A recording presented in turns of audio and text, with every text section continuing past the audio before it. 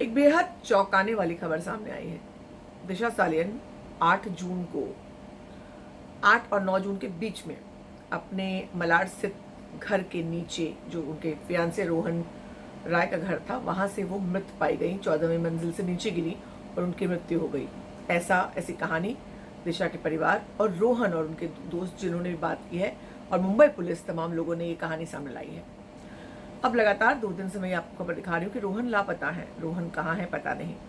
अब उनके पड़ोसी का एक exclusive sting operation Republic TV ने किया है, जहां उनके पड़ोसी ने कहा है कि 8 तारीख को 25 मिनट बाद क्यों आया रोहन, इस पर बहुत बड़ा खुलासा हुआ है। उन्होंने कहा जैसे ही बिल्डिंग वालों को पता चला, वो रोहन को फ़ोन करने लगे। चूंकि रोहन वहाँ का रेसिडेंट है, रोहन का नंबर उनके पास अवेलेबल था। रोहन को फ़ोन करने लगे।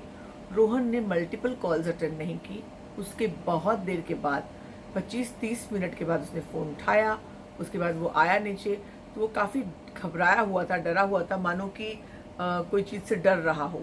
ये उनके जो पड़ोसी ने इंटरव्यू दिया है, स्टिंग किया है, इंटरव्यू भी नहीं दिया, उनको नहीं पता था कि उनसे बात की जा रही है, स्टिंग किया। उन्होंने बताया कि वो बेहद घबराया हुआ था और बदहवास लग रहा था।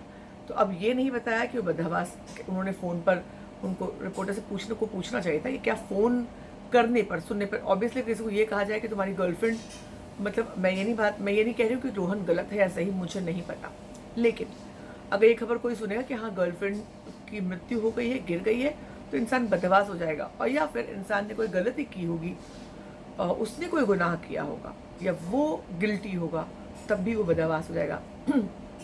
ये हमें नहीं पता, लेकिन रोहन के पड़ोसी ने साफ तौर पर कहा कि रोहन तुरंत नीचे नहीं आया।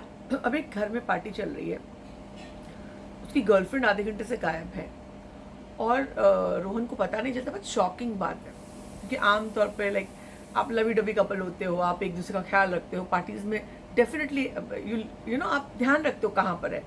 और अगर दिशा परेशान चल रही थी बकौल उनके, तो उनका ध्यान रखना चाहिए था, उनको पता ही नहीं चला। उसके बाद मल्टीपल कॉल्स करने के बाद दिशा कहीं और बाथरूम में हो सकती थी, वो कॉल कर सकती थी, मगर उन्होंने कॉल नहीं उठाया।